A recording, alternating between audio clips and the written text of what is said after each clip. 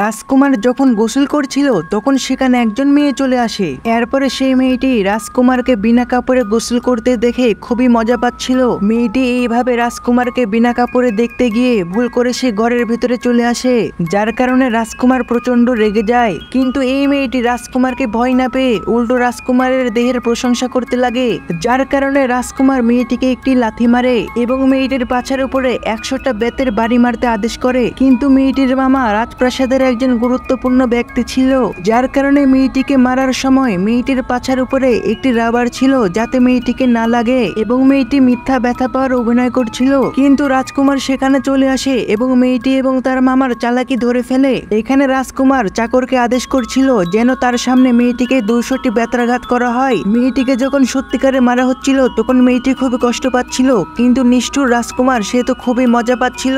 এরপরে আমরা দেখতে পাই মেয়েটির মা মেয়েটির যত্ন নিচ্ছিল, কিন্তু মেয়েটি তার মাকে বলে সে অবশ্যই রাজকুমারের কাছ থেকে এটার বদলা নিবে, কিন্তু মেয়েটির মা তাকে এইসব করতে মানা করে। পরের দিন এই মেয়েটি দেশের সব থেকে সুন্দরী মহিলাকে তার কাছে ডাকে, কেননা মেয়েটি ঠিক করে সে রাজকুমারের উপর এমন সুন্দরী মহিলা ব্যবহার করে প্রতিশোধ নেবে।